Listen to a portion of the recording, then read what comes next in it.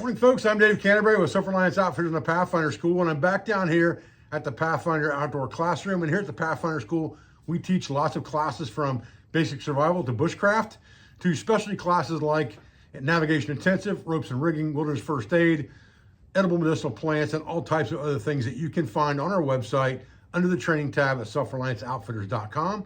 I'd love to see you join us for a class in 2025. What I'm doing today is I'm continuing to sort and pack to get ready for a 7-day road trip, which will include a couple days at HangCon down in Florida here in about 2.5 weeks, something like that. I'll be leaving, I don't know, somewhere between the 12th to 13th, I think, to begin my road trip and head down there camping along the way.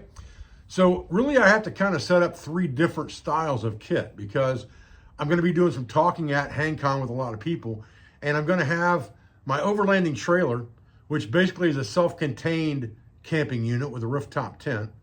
I'm going to have my Jeep Gladiator, which obviously is also a self-contained camping unit that can stand alone from the trailer and take it on a road trip camping by itself. And then I'm also going to have the backpacking side of things where I were backpacking off on a loop trail or off into a wilderness area or whatever to camp with a hammock or whatever type shelter I chose to carry.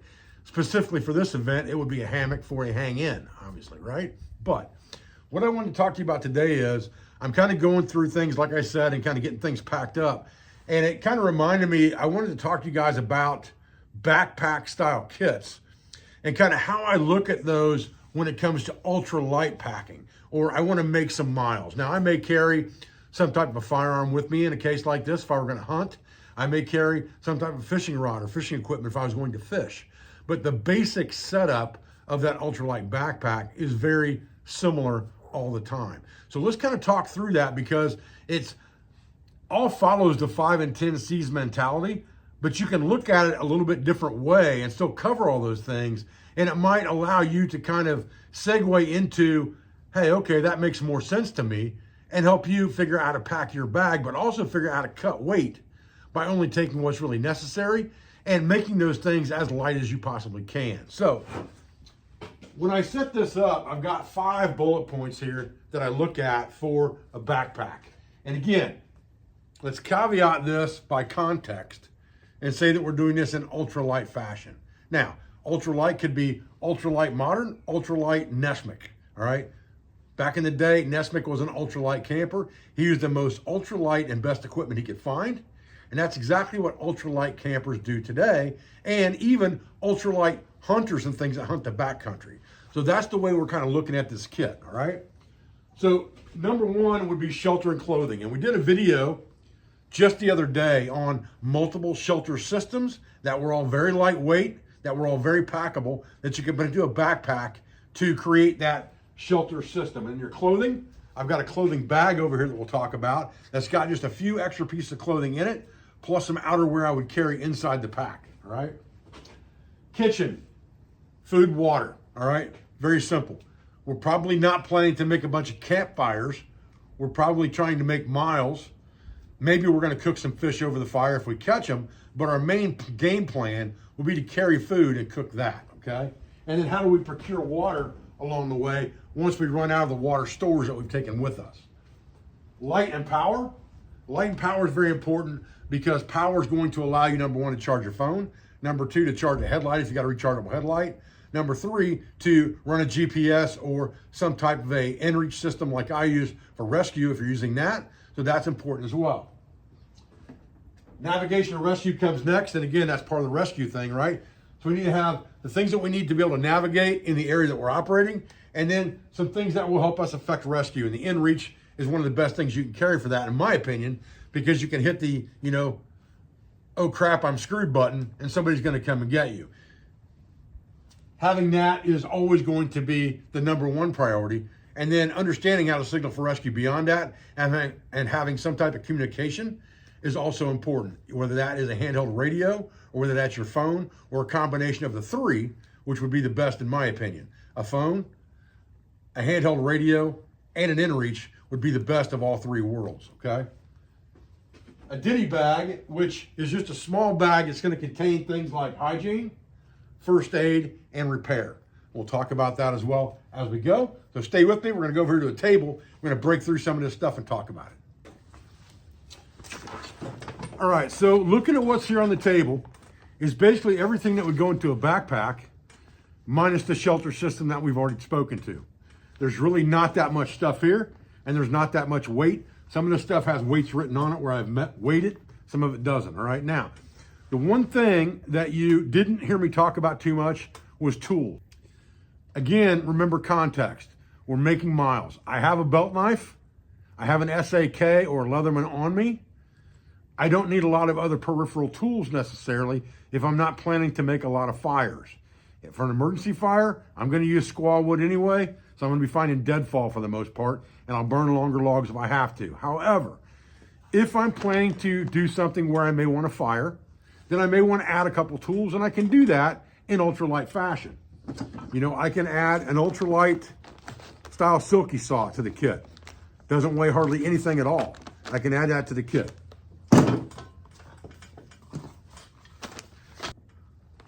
Bradingham Expeditions. Bradingham Expeditions makes some ultralight titanium tools that are just killer, okay? This is a titanium T-handled shovel, and this is a titanium buck saw, all right?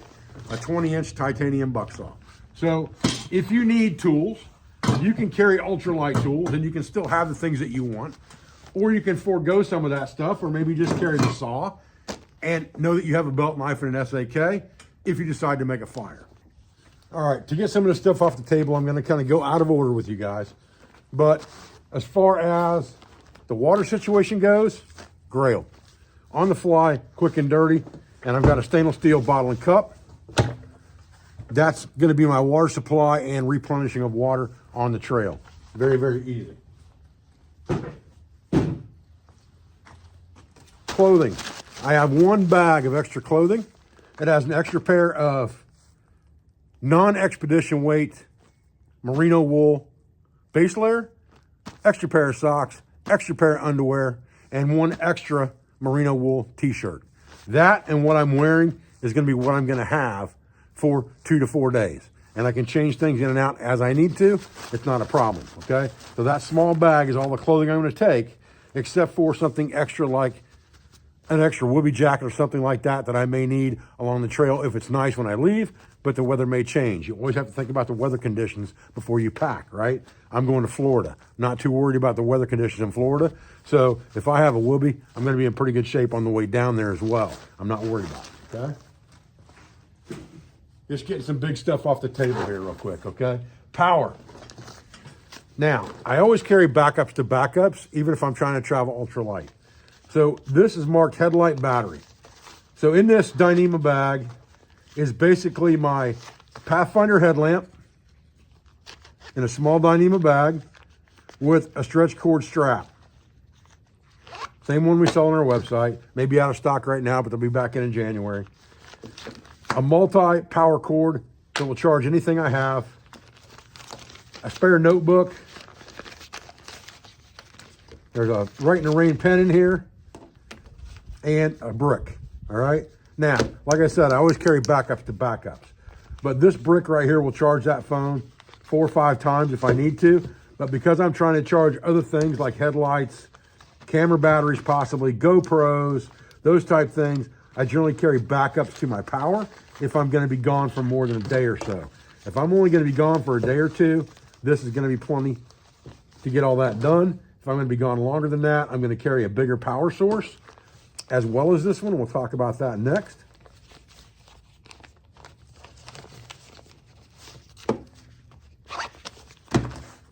So secondary power source, PowerFilm Lightsaver Max. We've talked about this several times in past videos.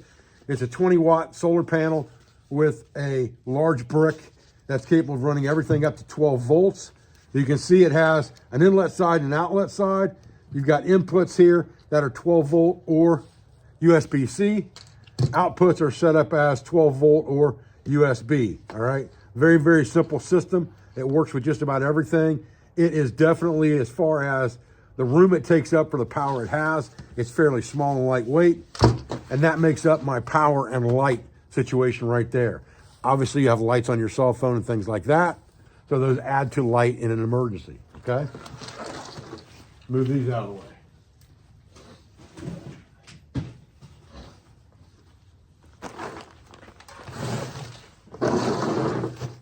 Again, I always have a tourniquet on the outside of my backpack. So that's part of my first aid that wouldn't be in my ditty bag because this is always on the exterior of everything I've got.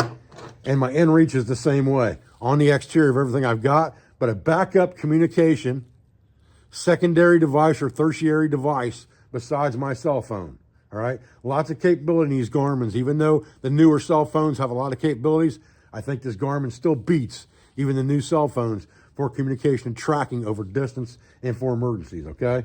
So I would never go anywhere without that.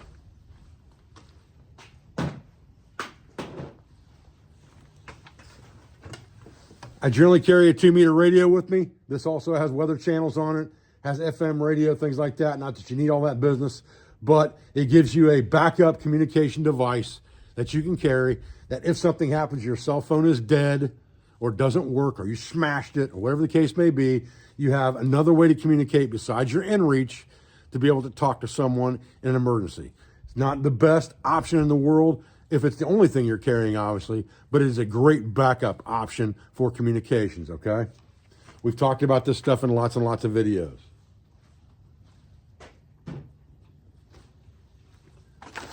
All right, navigation. Navigation, I've got a map case here. This would have a map of the area I was going to operate in. And on the back side of this Dyneema, there is a pouch that has navigational tools, compass, grid locators, lat long, a spare notebook, a few pens. All that stuff is inside here, along with the compass. And that gives me a self-contained, basically, navigation folder that doesn't take up a lot of room, that I can slide in the back of my backpack, and it's there when I need it, okay? And this is made out of Dyneema as well, so it's ultra light. Okay, the kitchen bag, all right? Again, Dyneema bag. This is a Dyneema food bag. Same one we carry on our website. And this is basically my total kitchen. Pretty simple system, all right? I have another Dyneema long bag here that's got 15 ounces of deer jerky in it. I've always got deer jerky. There's a desiccant bag in there to keep it good. And I've got deer jerky for the trail if I need a quick snack. So I carry a 1-gallon Ziploc here that's got everything in it from condiments to coffee to LMNTs and things like that for the trail.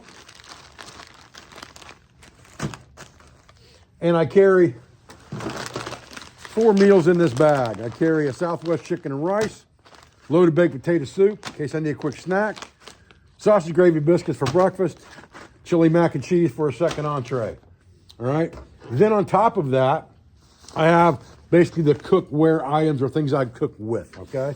Now I do have a rack in here. It's just the same rack we saw on our website.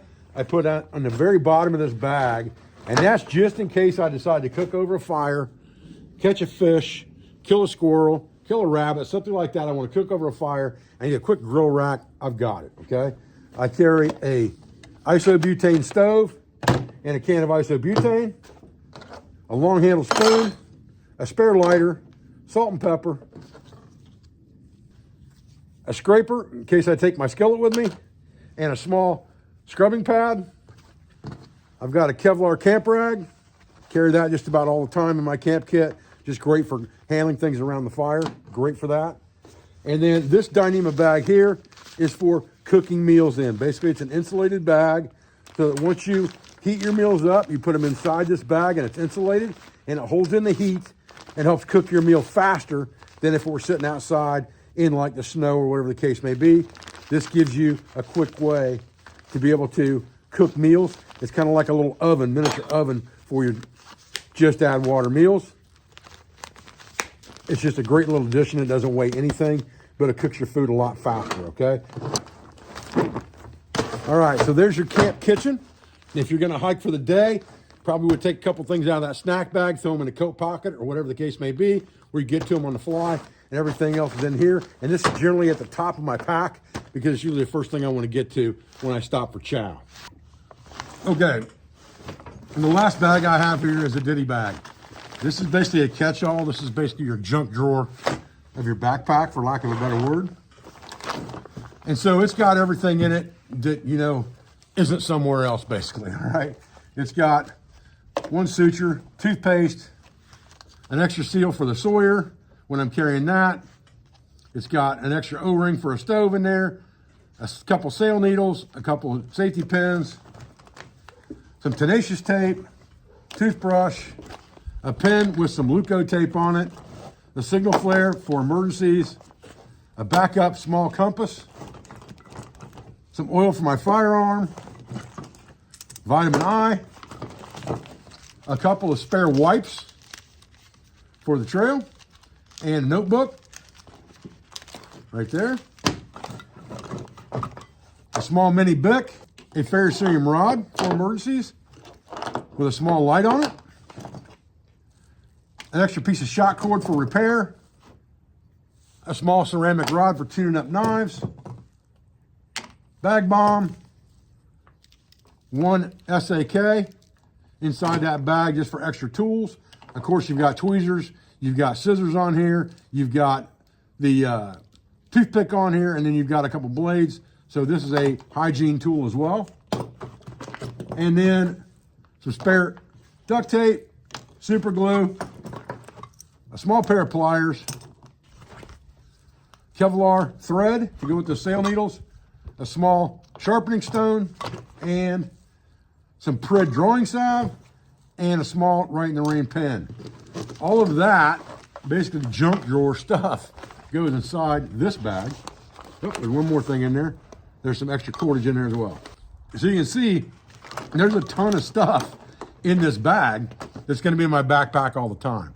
So when it comes to some emergencies and first aid and things like that, repair, obviously that stuff's covered in this bag. Personal hygiene, things like that, they're all covered right here. They just all go in one bag. That's basically a junk drawer you can dump out and get to what you need to get to when you need to get to it. And it makes it real simple that way. And it all just piles back in the bag. And you can just fish through there when you need something specific. But it definitely works out as a good little system this way. Think of it as, like I said, the junk drawer in your kitchen where you throw things you know you might need real quick. You put them in there and you've got them all the time. And so this sits in my backpack and just lives there continuously. And it's got almost everything I would need, you know, for repair, for first aid, for a quick emergency fire, things like that, maintenance of tools. It's all in this bag. All right, guys, listen, I appreciate you joining me for this video today. And I'm taking all of that stuff basically and putting it into a tote. And I'm carrying empty backpacks with me to the event because obviously I'm not backpacking into the event. So these things will go into my Jeep or my overlanding trailer and be brought out when I'm camping and when we talk about things at the hang con. But this is like the third kit that I'm getting ready to pack up, and I've got all this stuff handy, so I thought we'd talk about it today. I appreciate your views. I appreciate your support. I thank you for everything you do for our school, for family, for business, for all of our sponsors, instructors, affiliates, and friends. And I'll be back with another video as soon as I can, guys. Thanks.